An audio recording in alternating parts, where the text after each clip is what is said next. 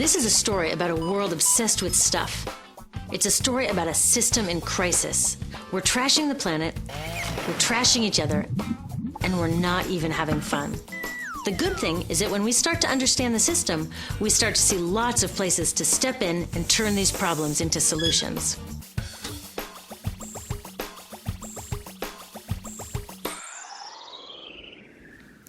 Can I tell you, I love my Pantene Pro V. Of the dozen or so personal care products that I use every day, it's the one I can't live without. It says it gives my dull hair the ultimate cool shine. How does it do that? I was wondering that while I was lathering it in my hair one day, so I read the ingredients right here.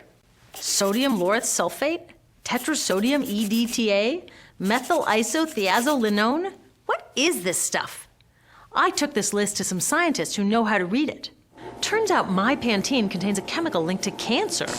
And lots of other products in my bathroom, from sunscreen to lipstick and even baby shampoo, also contain chemicals linked to cancer or other problems like learning disabilities, asthma, and even damaged sperm. Like most parents, I try to keep my family safe.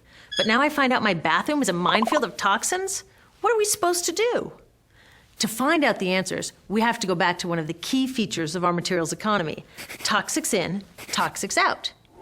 If, at the factory, you pour toxic chemicals into a product, like baby shampoo, you're going to wind up with toxic baby shampoo, and toxics in workers, communities, and, babies. So let's take a closer look at this toxic outrage where it seeps into our lives every day, in the bathroom. The average woman in the U.S. uses about 12 personal care products daily. The average man about 6. Each product containing a dozen or more chemicals. Less than 20% of chemicals in cosmetics have been assessed for safety by the industry's safety panel, so we just don't know what they do to us when we use them. Would you fly on an airline that only inspects 20% of its planes? Of course, not all of these chemicals are dangerous, but we know that many are. Some are carcinogens. That means that they can cause cancer. Others are neurotoxins and reproductive toxins, proven to mess up brain development and reproduction in animals. Wait a minute, we're animals too. It's like a giant experiment. We're using all these mystery chemicals and just waiting to see what happens. One thing we do know is that they're getting inside us. I had my body's toxicity levels tested, and I'm loaded with things like mercury, flame retardants, triclosan, and lead. We all are. Even babies are being born pre-polluted. Now, I know we can't live in a lead-free world, but do we have to put lead in our lipstick? I don't know. Maybe it's my fault. Maybe I just bought the wrong thing. At the store, the choices seem endless. I can get lipstick in 49 shades, or shampoo for hair that's too dry, oily, fine, limp, or frizzy. But what about the choices that really matter? Like the choice to buy products that are safe?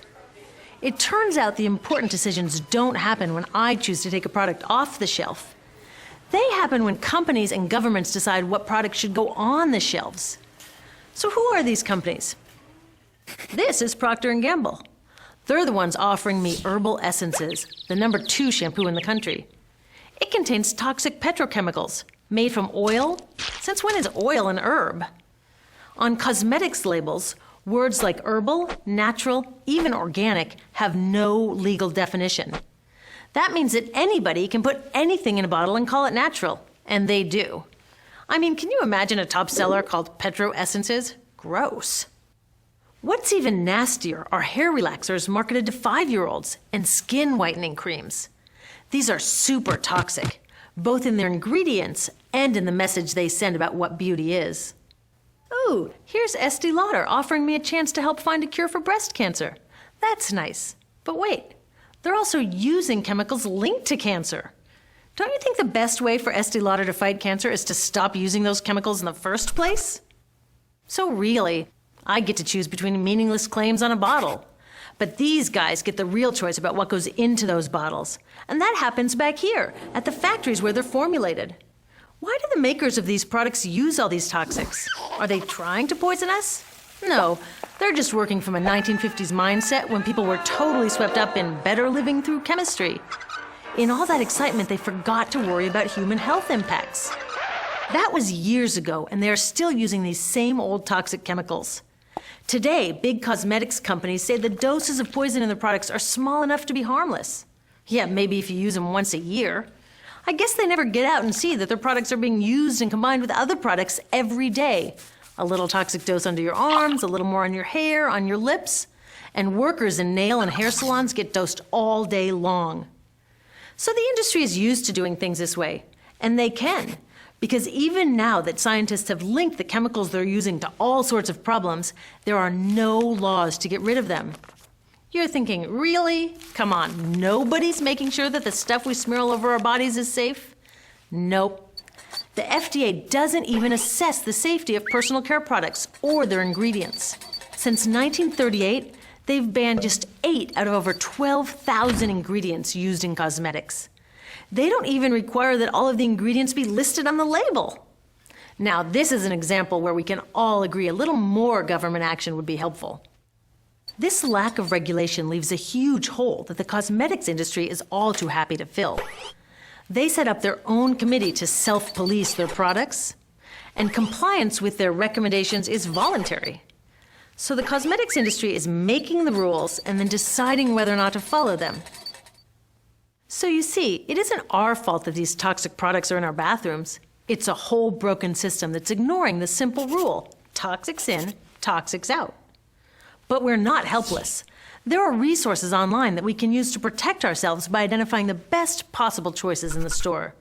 But the real action is with people working to change the system. Because if we really want to solve this problem, we got to start here with these guys. Women, parents, workers, people all over the country are demanding that Congress pass a new law, giving FDA the power to make sure that our personal care products are safe. We need common sense laws based on the precautionary principle. That means that when you're dealing with hazardous chemicals, just err on the side of caution. Let's not debate how much lead should be allowed in lipstick. Just get the toxic chemicals out of our products. Smarter laws would force companies to get past that old 50s mindset and figure out how to get us all clean and shiny without toxic chemicals. Can they? Totally. Many responsible cosmetics companies are already putting safer products on the market. Green chemists are developing substances that are designed to be safe and non-toxic in the first place. European governments have required the removal of many toxic chemicals, and companies have figured out how to comply. When cosmetics are reformulated to be safe and labeled honestly, then we can feel comfortable with the choices available at the store. We can choose bouncy hair or full hair, shiny lipstick or matte. We can even choose to feel beautiful without using 20 products. But we'll know that whatever we choose, the most important choice, the choice to be safe and healthy, has already been made.